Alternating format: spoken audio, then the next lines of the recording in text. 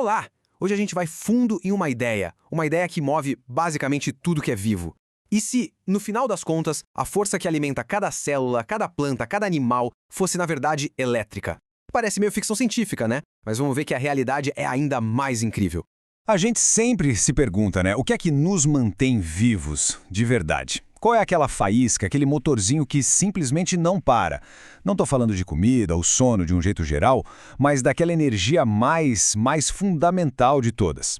A resposta, olha, é surpreendente e bem mais elegante do que parece. E aqui que a coisa fica maluca. Essa frase diz tudo. E o mais importante, isso não é uma metáfora, não é poesia, é literal. A energia que nos move é de fato o resultado de um fluxo de elétrons. Pensa nisso. Uma corrente elétrica minúscula, supercontrolada, acontecendo agora mesmo dentro da gente. Ok, para a gente conseguir entender essa eletricidade da vida, a gente precisa de um conceito-chave. O nome pode assustar um pouquinho, é potencial redox. Mas calma, a gente vai usar uma analogia que deixa tudo super simples. O que é esse tal de potencial redox? Bom, de um jeito bem direto, ele mede o quanto uma molécula quer pegar elétrons de outra. É tipo uma medida de afinidade, sabe? Um desejo que a molécula tem por essas partículas carregadas. E esse desejo todo vem da própria estrutura dela. E essa é a melhor forma de pensar nisso. É simplesmente genial. Imagina só, algumas moléculas são super famintas por elétrons, querem eles a todo custo. Já outras, elas estão mais de boa, super dispostas a doar os elétrons que têm. É esse apetite que bota a máquina da vida para funcionar. Então, a gente tem os dois lados dessa história. De um lado, as moléculas com alto potencial redox, essas são as famintas, que agarram os elétrons com tudo. Do outro lado, as que têm baixo potencial redox, as doadoras, que se livram dos elétrons numa boa. E é justamente essa diferença, esse contraste, que cria mágica. É daí que vem a energia. Beleza! Então já entendemos que tem moléculas famintas e moléculas doadoras. Mas e aí? Como é que esse apetite todo vira energia de verdade? Energia para a gente pensar, se mover, viver. É isso que a gente vai ver agora. Como essa diferença de apetite vira a força que sustenta a vida. E aqui tem uma regra de ouro, uma lei da natureza, que não dá para quebrar. Os elétrons sempre fluem de onde tem baixo potencial para onde tem alto potencial. É que nem água descendo a cachoeira, sabe? Sempre do mais alto para o mais baixo. É um movimento natural, espontâneo. Essa comparação é perfeita. Imagina que o elétron está lá no topo de uma ladeira, numa molécula de baixo potencial. O que ele vai fazer? Vai rolar, claro. Rolar ladeira abaixo, em direção a uma molécula de alto potencial, que está lá no vale. E como qualquer coisa que desce uma ladeira, essa queda, ela libera energia.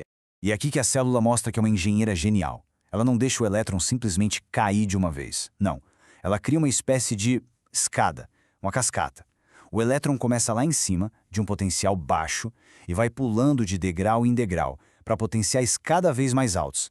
E a cada pulinho desses, a cada degrau que ele desce, ele libera um pouquinho de energia, e essa energia é capturada para criar o ATP, que é tipo a moeda de energia da célula, o combustível para tudo. E o mais legal é que isso não é só teoria de livro, não. Está acontecendo agora, neste exato segundo, em trilhões de células dentro do nosso corpo e em cada folha de árvore lá fora. Vamos dar uma olhada nos dois exemplos mais famosos disso? Primeiro, vamos falar da gente, da respiração celular. É o processo que nos mantém funcionando a cada milissegundo. É o exemplo perfeito dessa cascata de elétrons em ação. Olha só que interessante. A comida que a gente come é quebrada em moléculas que têm baixo apetite por elétrons. Elas estão loucas para doar seus elétrons. E quem é que está lá no final da linha com um apetite gigante esperando por eles? O oxigênio. O mesmo oxigênio que a gente respira. É essa diferença brutal de apetite entre a comida e o oxigênio que gera quase toda a nossa energia. Ok, isso é como a gente funciona. Agora, e as plantas? A fotossíntese. Elas usam o mesmíssimo princípio, só que com uma reviravolta genial. Pensa assim, na fotossíntese, a luz do sol dá um chute de energia num elétron da clorofila.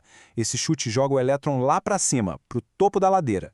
Estando lá em cima, o que ele faz? Exato, o que a gente já sabe. Ele desce a ladeira passando por vários degraus e liberando energia para a planta. E para recomeçar tudo, quem doa um novo elétron para a clorofila? A água. É um ciclo incrível. Então, no fim das contas, tudo mesmo, se resume a uma regra. uma única e poderosa regra que comanda a energia em todos os seres vivos. Vamos só dar uma recapitulada rápida para a gente cravar a ideia principal. Só para a gente ter os nomes certos na cabeça. Quando uma molécula doa, ou seja, perde um elétron, a gente diz que ela oxidou. E quando ela aceita ou ganha um elétron, a gente diz que ela reduziu. Então, pode pensar que a vida é essa dança sem fim de oxidação e redução o tempo todo. E aqui está o ponto central de tudo isso. O segredo não é o elétron sozinho. O segredo é a diferença de potencial. É a altura da ladeira, entende? Se não tiver uma molécula querendo doar e outra querendo muito receber, bom, aí o fluxo de elétrons simplesmente para. A corrente elétrica desliga. E a vida? A vida não acontece. Isso nos leva a uma última reflexão. Se a vida inteira depende dessa cascata de elétrons, dessa queda contínua, o que acontece quando não tem mais para onde cair? O que acontece quando essa diferença de potencial acaba? Quando não existe mais um vale para onde os elétrons possam rolar?